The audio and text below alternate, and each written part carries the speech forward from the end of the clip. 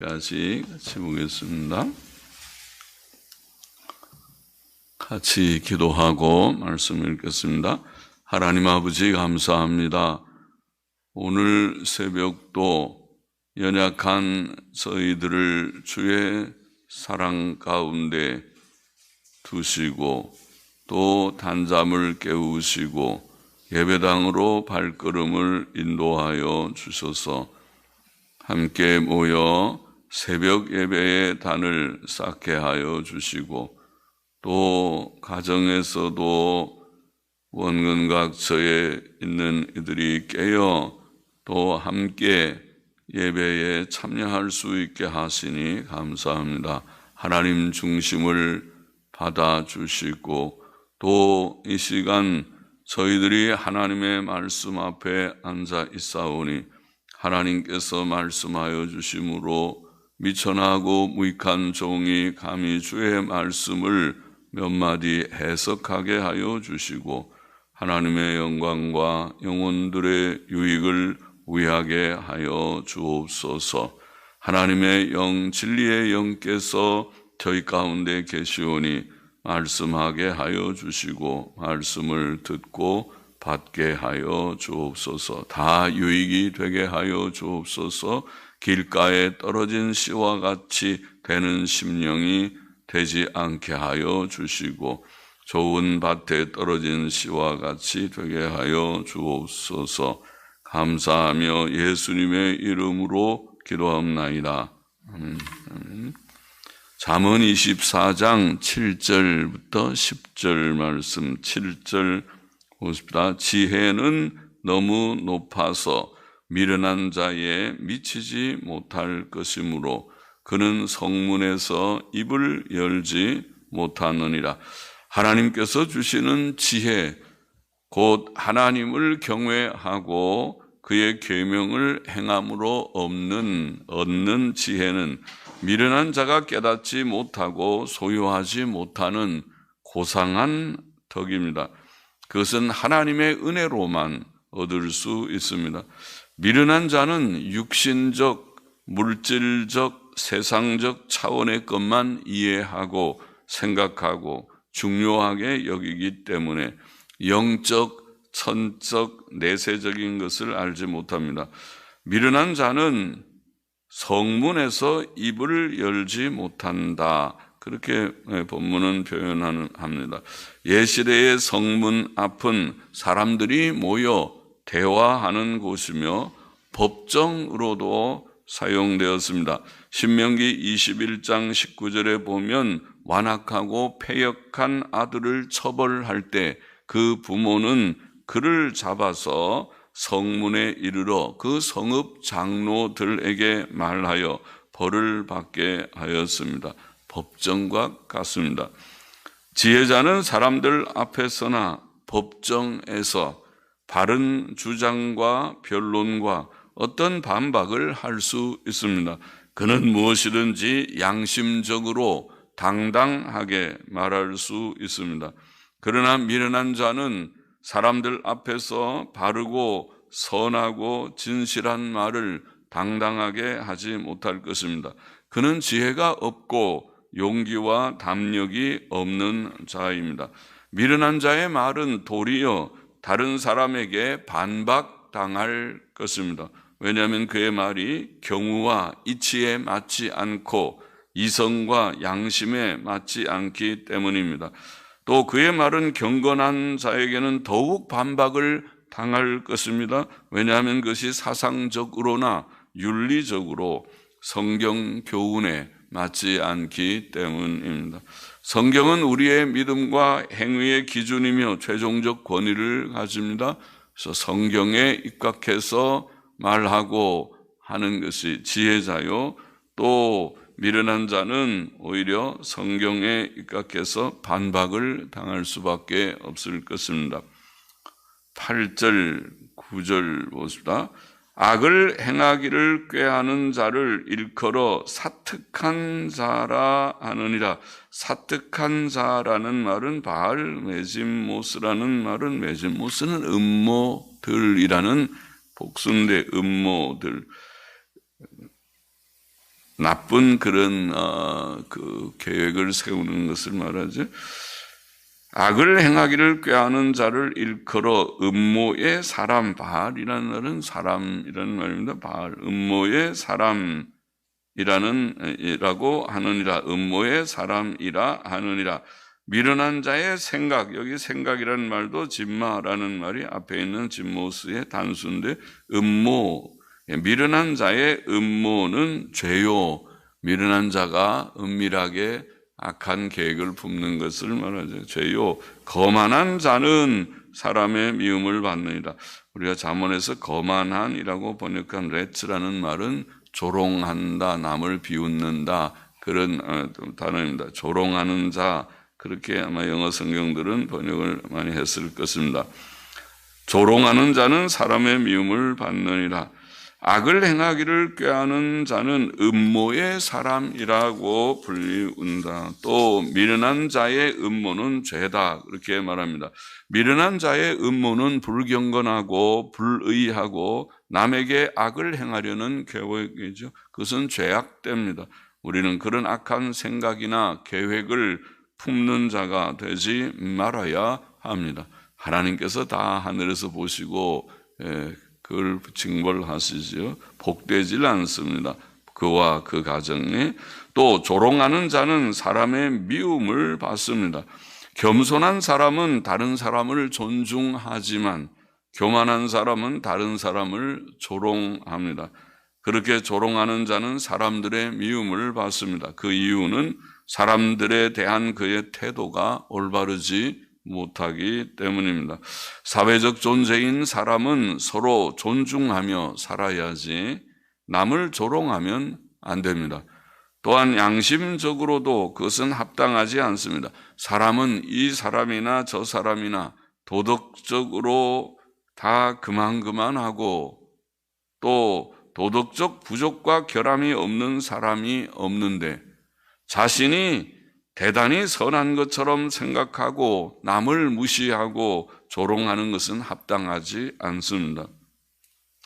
더욱이 성경 말씀 앞에서도 그런 태도는 바르지 못합니다. 모든 사람은 하나님 앞에서 피조물이며 죄인이기 때문입니다. 사람은 스스로 자신을 높여서는 안 됩니다. 사람은 누구든지 겸손히 상대를 존중하며 살아야 합니다. 성경에 게시된 하나님의 뜻은 우리가 하나님을 경외하고 그의 교훈에 순종하는 것이며 그의 교훈은 우리가 하나님과 사람들 앞에서 겸손히 처신하며 우리가 잠언에서 많이 읽었죠.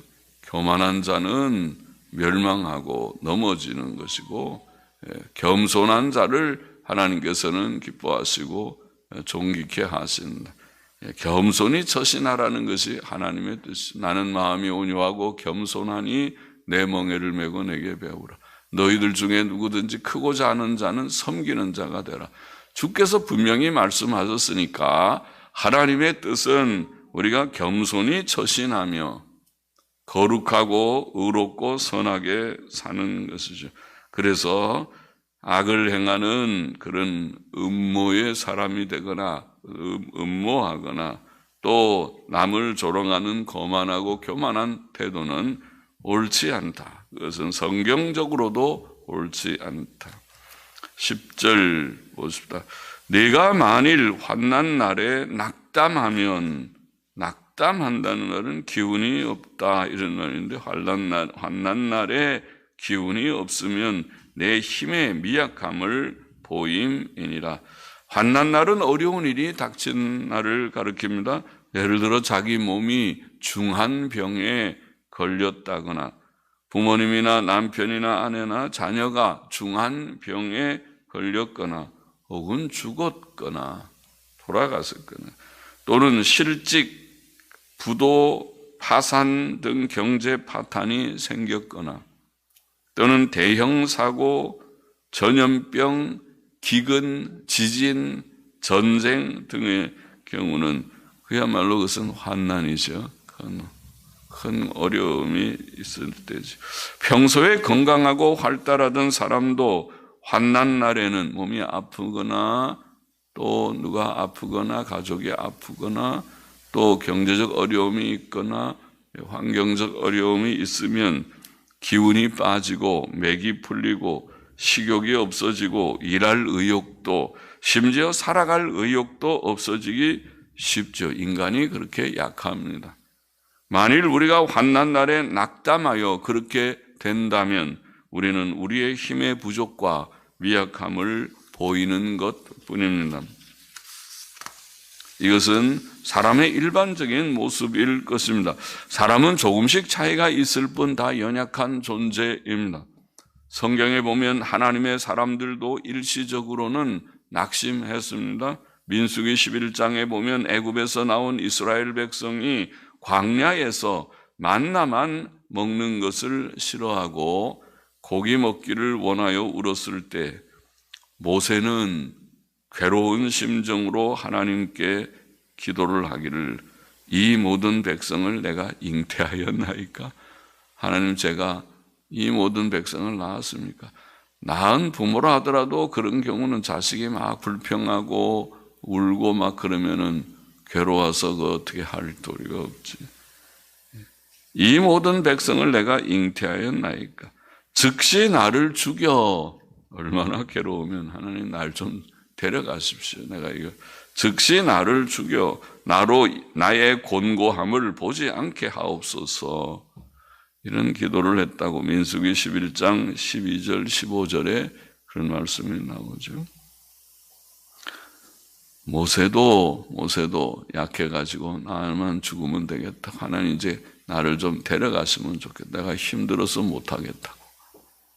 엘리야도 갈멜산에서 큰 승리를 거둔 다음 날 왕후 이세벨이 그를 죽이려 한다는 소식을 듣고 도망하여서 광야로 도망해서 한 로뎀나무 아래 앉아서 하나님께 죽기를 간구하였다. 그렇게 되어 있죠. 열왕기상 19장 4절에 보면 하나님의 사람 믿음이 충만하고 불의 종인데 하나님께 기도하여 불로 응답을 받았던 하나님의 선지자 엘리야도 죽인다고 그러니까 겁이 나가지고 도망가면서 나만 이제 죽으면 된다고. 그러나 성도는 그렇게 연약해지기도 하지만 다 하나님께로부터 힘을 얻습니다.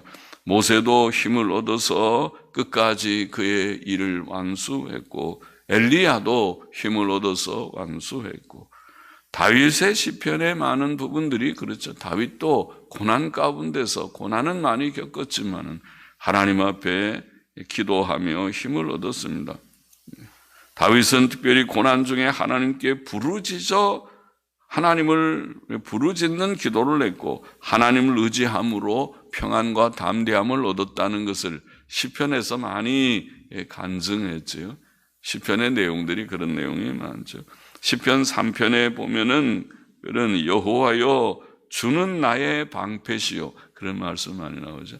하나님은 나의 방패시요 나의 영광이시요 나의 머리를 드시는 자니이다. 머리를 든다는 것이 낙심하면 머리가 수그러져서 나만 죽으면 된다고 땅 속으로 들어가듯이 그렇게 되지만은 힘을 하나님께서 주실 때 다시 머리를 듣고 한번 해보자.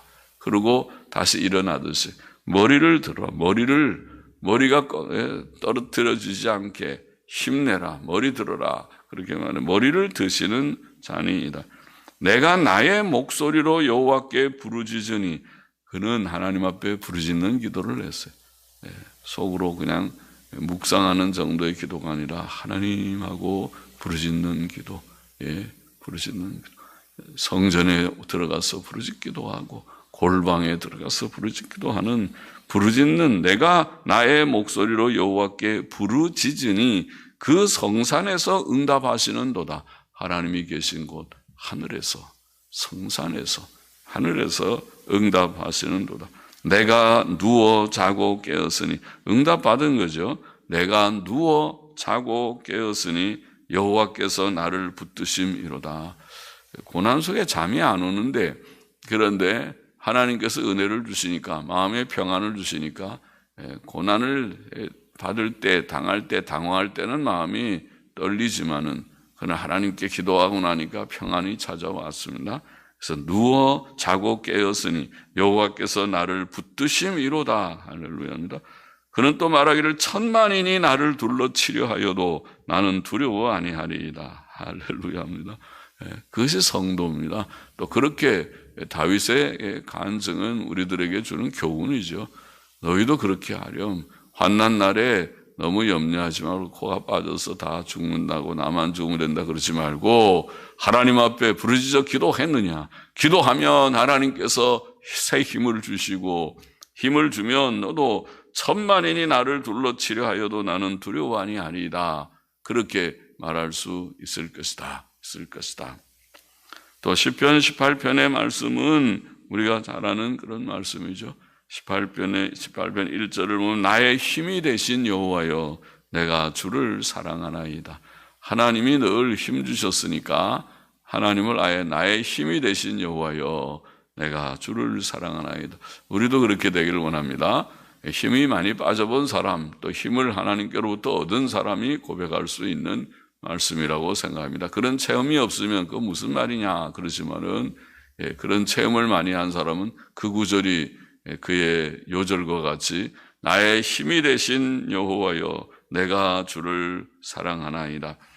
본문의 교훈을 정리해 봅니다. 첫째로 우리는 하나님의 지혜를 사모하고 그의 은혜로 모든 죄를 회개하고 그를 경외함으로 지혜를 얻어서 사모하고 하나님의 은혜로 얻는 지혜를 얻어서 사람들 앞에서나 법정에서 무엇을 주장하거나 변론하거나 할 때에도 너무 두려워 위축되지 않고 내가 옳은 말은 몇 마디 하리라.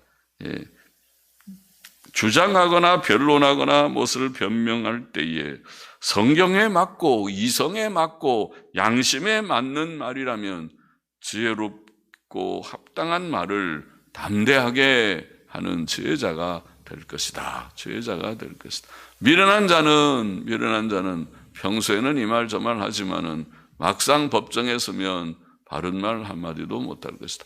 또 몇 마디 해봐야 사람들이 반박해서 그 말은 이성에 맞지 않고 양심에도 맞지 않고 성경에는 더더욱 맞지 않는 말이 아니요 하고 지적을 받을 것이다.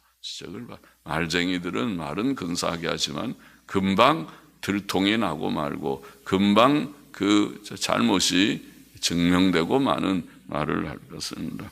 그러나 지혜자는 이성에 맞고 양심에 맞고 성경에 맞는 바른 말을 저 사람 참 담대하네. 저기서 어떻게 저렇게 말하나.